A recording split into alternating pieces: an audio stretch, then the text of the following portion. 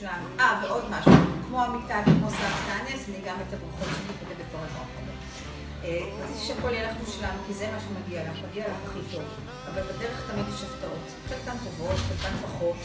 ואיכשהו תמיד צריך להביא למעלה, מגבוה על הכל, ולראות את כל הפגמים והקשיים במטושטש עד שהם נעלמים כליל. וכל מה שאנחנו רואים וחווים זו תמונה מדהימה של צוות החוויה. כך גם סוף השבוע הזה, שכל כך תכננו לך באהבה ובכוונה מלאה שהכל יהיה מושלם. אז בדרך רציתי שנצא מוקדם, אבל לכביסות. ובצימר גילינו שיכול להיות יותר טוב. וכשסוף סוף ישבתי לכתוב את הברכה, גיליתי לחרבתי שקניתי ברכה ליום הנישואים ונאלצתי לחתוך חלק ממנה שאולי לא תספיק. זה נכתב אתמול. ואז הסתכלתי סביב, לא על הארון השבור או המטבח הלא מאובזר, וראיתי את כל הנכדים שלך המקסימים ומלאי הטוב והאהבה, שכולם התקבצו כאן בשבילך. הנכדים שאת כל כך אוהבת ומשקיעה בהם. וגם אנחנו, ילדייך, כולנו בריאים, ואוהבים, ומצחיקים, ושמחים. ומה יותר טוב וחשוב מזה? ואני אוהבת אותך, ומאושרת שיש לי אותך, ועוד יותר שלך יש אותנו. ואני מקווה שגם את יכולה לעוף גבוה, ולראות מלמעלה למעלה את החיים, בלי לשמוע יותר מדי, ולראות יותר מדי פרטים ורעשים, ורק לנשום עמוק ולראות שטוב. אולי לא טוב אבסולוטי, במוחלט, אלא בהחלט מספיק טוב. זה מצוין בשבילך. אז אמא שלי, הנהדרת שמגיע לה את הירח, אני מקווה שאת אכן שמחה ומאושרת עם מה שיש, ויכולה לטפוח לך טוב טוב על הכתפיים, על הדורות שהעמדת בתבונתך, אהבתך ורגישותך. אני אוהבת אותך הכי מאוד. בראבו!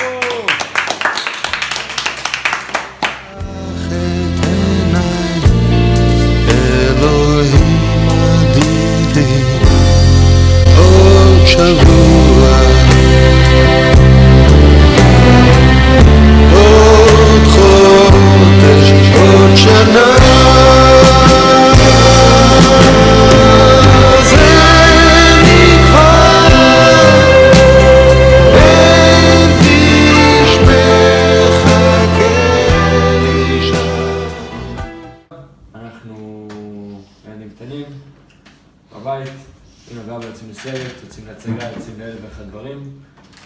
בא, מכינה לנו אוכל, קוראת לי סיפור לפני השינה, עולה למיטה בקומה השנייה שלי, והקומה השנייה שלי הייתה גבוהה, כל המדרגה היה משהו כמו 7 קילומטר גובה, וסבתא עלתה, שהיא עלתה. סבתא עולה למעלה, מספרת לי סיפור עד שאני נרדם. כל כאלה רגעים קטנים שנחקקים במוח שלנו, שגורמים לנו להיזכר במה שהיה פעם. דברים שנשארים איתנו, נותנים לנו השראה, וגורמים לנו כזה פלשבק חזק, להמשיך הלאה. בין אם זה חשוב על הסיפור, קקאו כשאני רוצה, קקאו עם אקסטרה קרום שאני רוצה, קקאו בלי קרום שאני רוצה, סרט, הפלגה, שרימס, דג, שרימס, כן. בעיקר שרימס, זה כזה נושא תמחות חזק. אתה ויואל.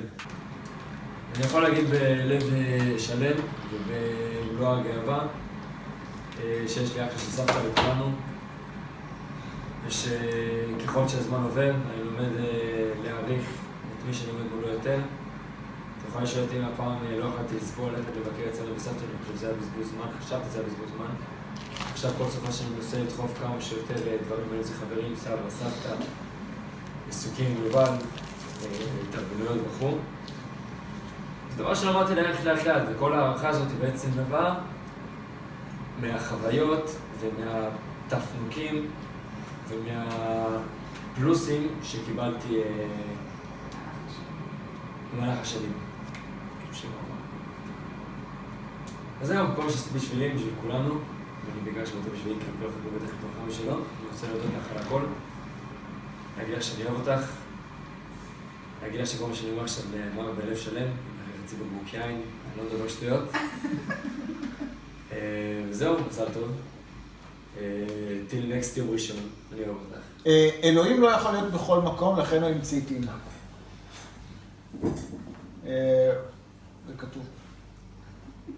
מה שלא כתוב פה זה שזה משפט שאני מכיר אותו, פתגם שאני מכיר אותו באמת מגיל ילדות, ואני אמרתי אותו וכתבתי אותו והאמנתי בו בגיל מאוד מאוד צעיר, בגיל שילדים, אני לא יודע כמה הם מתחברים לכל מיני משפטים כאלה, פילוסופיים ועמוקים כאלה.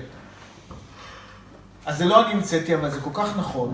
העניין הוא שלרוב אנחנו לא רואים את זה, כי אם יש מישהו שכל הזמן נמצא שם, עוד לפני שנולדנו, ובכל רגע וסיטואציה בחיים שלנו, עד שלפעמים אנחנו מקבלים אותו כמובן מאליו, זו אימא.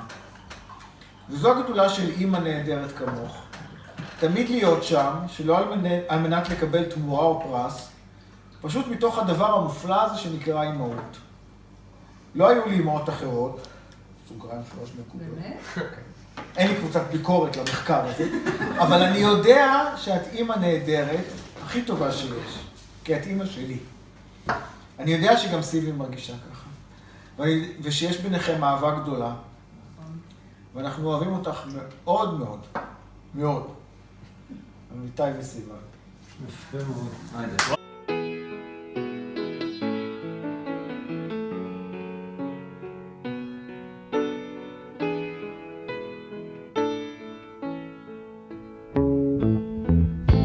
בבגוד באדם דרכו מארבע רוחות העולם רגליו יוליכו שולל אל מחוזן בו חפץ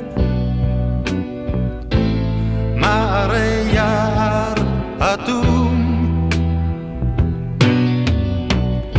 שחללו